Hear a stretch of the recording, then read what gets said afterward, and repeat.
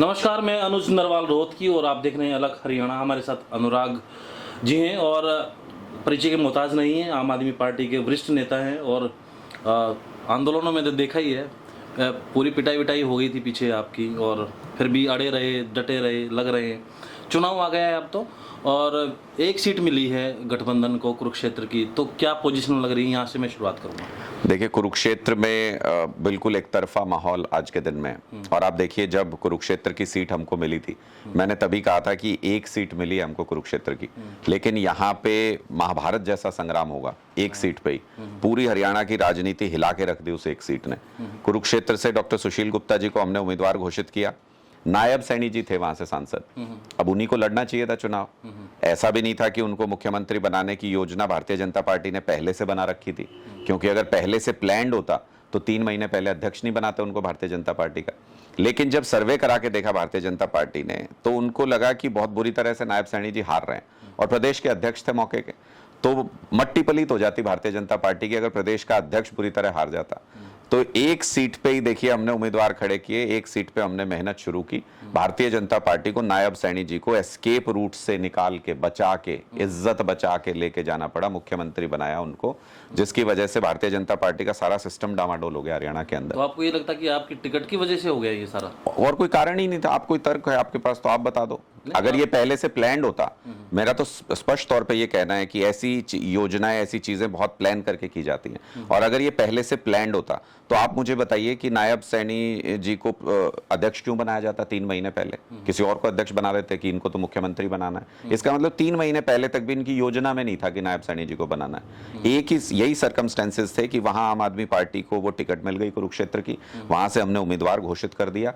उसके बाद जो भी सर्वे भारतीय जनता पार्टी के हुए, उनमें बुरी तरह हार रहे थे नायब सैनी जी, इसलिए उनको बचा के, भारतीय जनता पार्टी की इज्जत बचाने के लिए उनको मुख्यमंत्री बनाया गया आनन फानन में। इसलिए प्लानिंग नहीं थी कि खट्टर साहब को अचानक इस्तीफा दिलाया जाएगा, खट्टर साहब को लोकसभा लड़ाया जाएगा, फिर नायब सैनी जी को करनाल से लड़ाया जाएगा, जो चुनाव लीगली हो नहीं सकता करनाल का, ऐसी जगह से उनका चुनाव लड़ाया जाएगा। तो आपको क्या लगता है कि क्यों नहीं हो सकता?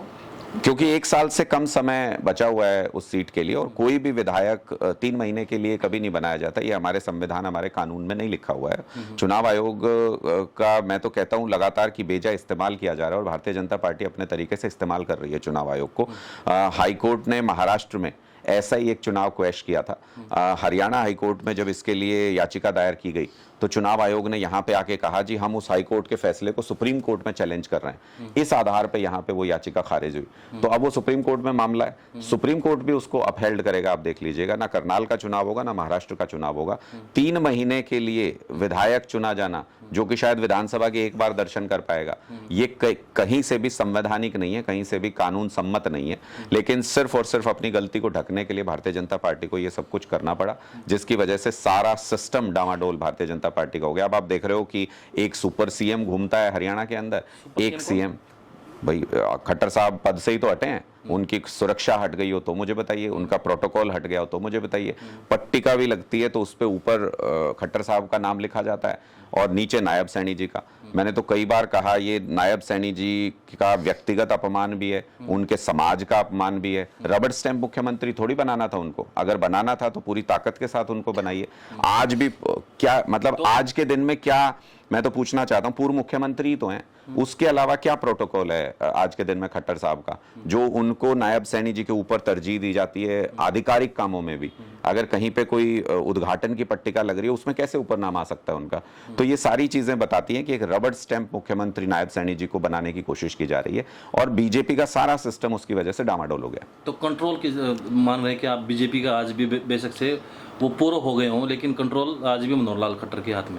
निश्चित तौर पे उसी तरीके की रूपरेखा नजर आ रही है, और मुझे तो लगता है कि कंट्रोल आज के दिन में भारतीय जनता पार्टी में किसी के हाथ में है ही नहीं। वो रखना चाह रहे हैं खट्टर साहब के हाथ में, लेकिन मुख्यमंत्री वो दिखाना चाह रहे हैं, वो रखना चाह रहे हैं मुख्यमंत्री जी के हाथ में, कि नाराज ना हो जाएं कुछ लोग, उनके समुदाय के लोग नाराज नहीं हो जाए। क्योंकि भारतीय जनता पार्टी ने कभी काम की राजनीति आज तक नहीं की, उन्होंने समुदाय की, जाति की राजनीति की है। इसलिए उनके दिमाग में हमेशा ये रहता है कि इस व्यक्ति को बना देंगे तो ये जाति खुश हो जाएगी, इस व्यक्ति को बना देंगे तो ये जाति खुश हो जाएगी, इसको हटाएंगे तो ये जाति नाराज हो सकती है। क्योंकि सबका साथ सबका विकास की बात करते हैं, हरियाणवी एक, हरियाणा एक, देखिए सारे तो हैं उनके पास। शायद इसीलिए भारतीय जनता पार्टी का एक भी लोकसभा उम्मीदवार अपना प्रचार नहीं कर पा रहा हरियाणा के अंदर। 10 के 10 अनाउंस हो चुके हैं। 5 कैंडिडेट्स ऐसे हैं जिन्होंने चुनाव प्रचार की कोशिश की। सोनीपत वाले बड़ौली जी हैं, उनका विरोध हो रहा है हर जगह पे।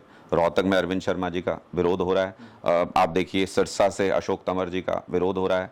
हिसार से रणजीत चौटाला जी का विरोध हो रहा है। 5 उम्मीदवार ऐसे, और कुरुक्षेत्र से नवीन जिंदल जी का विरोध हुआ। पहली मीटिंग में गए, उनके ही कार्यकर्ताओं ने विरोध कर दिया। अरविंद शर्मा की वो कह रहे हैं कि ये तो आपके गठबंधन का जो हिस्सा है कांग्रेस, उनके लोग हैं, विरोध कर रहे हैं। देखिए मुझे लगता है आप ये कह के टाल तो सकते हो, लेकिन किसी से इतनी नफरत किसी की हो जाना कि वो गांव में इन्होंने क्या किया था। मैं तो सीधा सा सवाल पूछता हूं, तो गांव के लोग हमसे भी पूछते हैं जब हम गांव में जाते हैं कि जी हम जा रहे थे दिल्ली, इन्होंने कहा कि दिल्ली नहीं जा सकते। पहली बार आजाद हिंदुस्तान में किसी सरकार ने ये कहा कि देश का कोई व्यक्ति दिल्ली नहीं जा सकता प्रोटेस्ट करने के लिए। किसानों के इतने बड़े बड़े आंदोलन बोट क्लब पे, इंडिया गेट पे पहले भी हुए हैं, लाखों किसान गए हैं, अपने बैलगाड़ी लेकर चले जाते थे, कभी कोई रोक टोक नहीं हुई। इन्होंने कहा कि आप दिल्ली नहीं जा सकते। दिल्ली में क्या है? दिल्ली में इन सांसदों का, प्रधानमंत्री का, मंत्री का घर है। तो लोग ये कह रहे हैं कि जब इन्होंने हमें अपने घर नहीं जाने दिया, वहां जाने पे लाठियों से, गोलियों से, आंसू गैस से स्वागत किया, तो फिर अब जब ये हमारे घर आ रहे हैं वोट मांगने के लिए, तो इनका स्वागत कैसे करें? शठे शाठ्यम समाचरित। लोग उसी, हमारी जो धार्मिक किताबों में लिखा हुआ है यही है कि जो जैसा है उसके साथ वैसा व्यवहार करो। लोग वही अपमान अब भारतीय जनता पार्टी के उम्मीदवारों को दे रहे हैं जो 10 साल तक भारतीय जनता पार्टी ने लोगों को दिया। जी, कुरुक्षेत्र में चलते हैं कि कुरुक्षेत्र में बीजेपी ने एक ऐसा कैंडिडेट लेके आए जो पहले भी सांसद रहा है, उनके पिताजी भी वहाँ से सांसद रहे हैं। तो किस तरीके से देखते हैं, चुनौती है आपके लिए? देखिए मुझे नहीं लगता किसी तरह की कोई चुनौती है। एक तो जो आखिरी चुनाव नवीन जिंदल जी लड़े थे, इतने ही मजबूत उम्मीदवार होते तो तीसरे नंबर पे नहीं आते, तो वो बुरी तरह से उस चुनाव को हारे थे। दूसरा, अगर आप देखेंगे 10 साल से अब वो उस कॉन्स्टिट्यूएंसी से दूर है, उन्होंने अपना फर्ज नहीं निभाया। आप एक सामाजिक जीवन में जब होते हो, हार और जीत तो चुनाव में होती रहती है, लेकिन आपको अपने लोगों के साथ रहना चाहिए। वो 10 साल से गायब थे। तीसरा, इन्हीं नवीन जिंदल को 2014 में प्रधानमंत्री नरेंद्र मोदी जी कुरुक्षेत्र में ही आके सबसे बड़ा लुटेरा, कोयला चोर, पता नहीं भारतीय जनता पार्टी के प्रकाश जावड़ेकर जी और बाकी नेता कहते थे कोयला चोर हैं, सबसे बड़े कोयला घोटाला कर लिया। आज अपनी वॉशिंग मशीन में धो के बिल्कुल सफेद चिट्टा बना के इनको अपना उम्मीदवार बना के ले आए। पूरी भारतीय जनता पार्टी में एक भी व्यक्ति नहीं मिला भारतीय जनता पार्टी को जिसको वो उम्मीदवार बना सके। बाहर से इंपोर्ट करके लाना पड़ा। 2 दिन के लिए प्रचार में आए, विरोध हुआ, भारतीय जनता पार्टी के कार्यकर्ताओं ने ही विरोध किया कलायत के अंदर, वापस से विदेश चले गए। तो ऐसा व्यक्ति जो चुनाव ऐलान होने के बाद, उनको टिकट मिलने के बाद नहीं रह सकता अपनी कॉन्स्टिट्यूएंसी में, वो बाद में क्या ही लोगों के बीच में रहेगा। तो अब लोगों के मन में ये स्पष्ट है। और कुरुक्षेत्र में तो मैं देखता हूँ गांव गांव में हम जाते हैं प्रचार करने के लिए, एक बात फैली हुई है वहां पे, कहते हैं कि ईडी और सीबीआई के जरिए किडनैप करके लाए नवीन जिंदल जी को। मतलब पहला मामला है हिंदुस्तान में कि किडनैप करके किसी को चुनाव लड़वा रहे हैं। लोग कह रहे हैं जो खुद ही इतना मजबूर है वो हमारी क्या सेवा करे, हमारी क्या मदद करेगा। तो मजबूर उम्मीदवार को वोट नहीं देंगे लोग, मजबूत उम्मीदवार को वोट देंगे। तो आपको लगता है कि वो मजबूर वहाँ पर है? और आप आगे की बताइए कि वहाँ पर इंडिया गठबंधन है आपका, तो वहाँ पर जो कांग्रेस के लीडर्स हैं वो भी साथ आ रहे हैं या अभी बस कहने को गठबंधन है? नहीं, पूरी मदद, एक एक कार्यकर्ता गांव के अंदर भी हर जगह पर कांग्रेस के कार्यकर्ता कुरुक्षेत्र सीट पर पूरी मदद कर रहे हैं हमारी। और बाकी 9 जगहों पर भी जब कांग्रेस के उम्मीदवार घोषित होंगे तो हम लोग भी उसी तरह से हमारे सब कार्यकर्ता मदद करेंगे, क्योंकि ये पार्टी पॉलिटिक्स से ऊपर उठने की चीज है। इस बार हमने कहा कि कोई नेता महत्वपूर्ण नहीं है, राहुल गांधी, अरविंद केजरीवाल जी महत्वपूर्ण नहीं है, अनुराग ढांडा महत्वपूर्ण नहीं है, इसमें कोई पार्टी महत्वपूर्ण नहीं है कि कांग्रेस महत्वपूर्ण नहीं है, आम आदमी पार्टी महत्वपूर्ण, देश महत्वपूर्ण है। इस बार देश बचाने की लड़ाई है। देश रहेगा, संविधान रहेगा, बाबा साहब का बनाया हुआ लोकतंत्र रहेगा, तभी तो आगे की लड़ाई लड़ पाएंगे, तभी तो आप भ्रष्टाचार के खिलाफ लड़ाई लड़ पाओगे, अच्छे बुरे मुद्दों के ऊपर लोग वोट कर पाएंगे। अगर ये देश ही नहीं रहेगा, ये लोकतंत्र नहीं रहेगा, तो आपका और हमारा अधिकार ही छिन जाएगा वोट के जरिए सत्ता तय करने का। तो इसलिए इस बार चुनाव लोकतंत्र को, बाबा साहब अंबेडकर जी के बनाए हुए संविधान को बचाने का चुनाव है।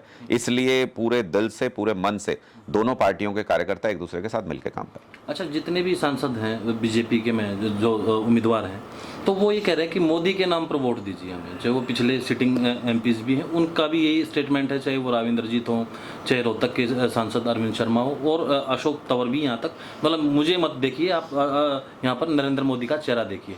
तो इसको किस तरीके से देखते हैं? देखिए, अपने नाम पे वोट मांगते तो शायद कुछ मिल भी जाता, जिस मोदी ने आंसू गैस के गोले छुड़वाए, गोलियां चलवाई, जिस मोदी ने 3 कृषि कानून लाए जिससे पूरा कृषक समाज नाराज है, हरियाणा का, पंजाब का, उत्तर भारत का, उस मोदी के नाम पे अगर आप वोट मांगोगे, जिन्होंने देश के ऊपर कर्जा 3 गुना से भी ज्यादा बढ़ा दिया, अगर उन मोदी जी के नाम पे आप वोट मांगोगे तो निश्चित तौर पे आपको यहाँ विरोध का ही सामना करना पड़ेगा।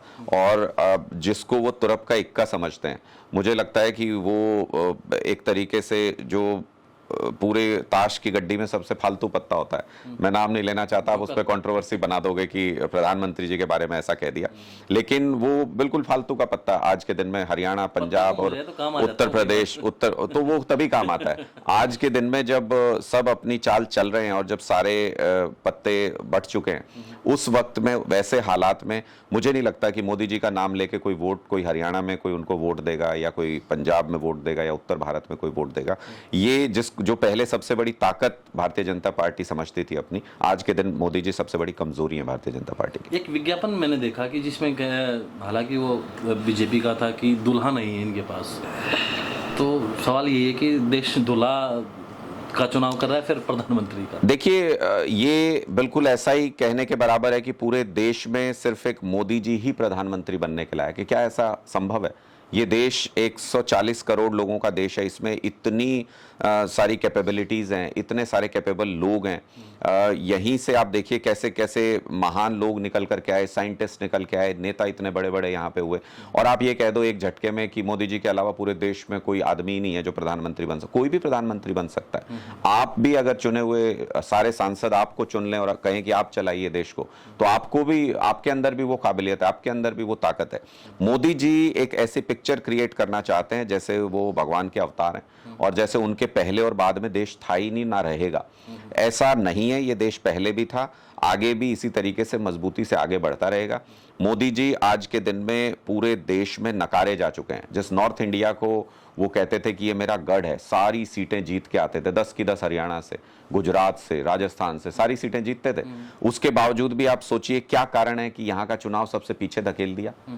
भारतीय जनता पार्टी ने क्यों सबसे पीछे यहाँ चुनाव करा रहे हैं? क्योंकि पता है कि इस बार सुपड़ा साफ होगा यहाँ पे, इसलिए कहीं और घूम रहे हैं अभी प्रधानमंत्री जी, वहां से हवा बनाने की कोशिश कर रहे हैं जहां पे पहले कुछ नहीं था, कि यहां से देखिए नए हैं इस बार, तो नए के चक्कर में वहां पे जाने की कोशिश कर रहे हैं। जो लोग देख चुके, जो बरत चुके मोदी जी को, वो तो इस बार उनका पक्का इंतजाम करने की तैयारी। आपका मतलब ये है कि जो हिंदी बेल्ट में मजबूत थी पिछली बार बीजेपी, तो वहां पर दिक्कतें हैं उनको। बहुत जबरदस्त झटका भारतीय जनता पार्टी को इस पूरी हिंदी बेल्ट में लगने वाला है। साउथ में तो एग्जिस्टेंस है ही नहीं भारतीय जनता पार्टी का, वैसे ही नहीं है, कोई नहीं पूछता वहां पे। लेकिन जहां पे सबसे ज्यादा ताकतवर थी भारतीय जनता पार्टी, आप वहां पे देखिए, ये मैं तो छोटे छोटे स्टेट, बड़े स्टेट्स की क्यों बात करते हो, आप जम्मू कश्मीर से लेके, जम्मू कश्मीर, हिमाचल, पंजाब, हरियाणा, दिल्ली, अगर इन सब की बात करें तो इस पूरे इलाके में 38 लोकसभा की सीटें पड़ती हैं, चंडीगढ़ की भी एक उसमें 32-6 आज के दिन में, 32 बीजेपी के पास हैं, 6 बाकी लोगों के पास हैं।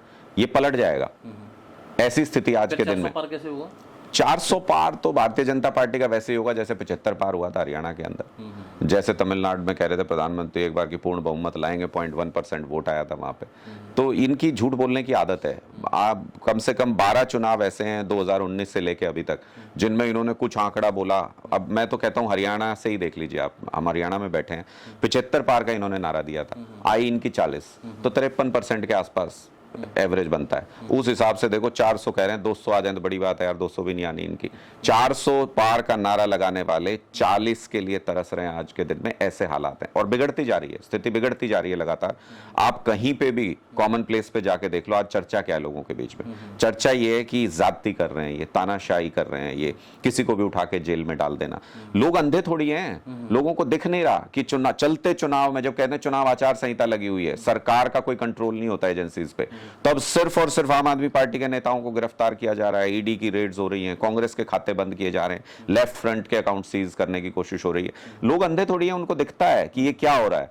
जब आप चुनाव आचार संहिता में इस तरीके से एजेंसीज को चला सकते हो, कंट्रोल कर सकते हो, तो फिर जब चुनाव नहीं होगा उस वक्त में आप क्या तानाशाही मचाओगे? लोगों को समझ में आ रहा है। इस बार लोग तानाशाही खत्म करने और वापस अपने लोकतंत्र को हासिल करने के लिए चुनाव में जा रहे हैं।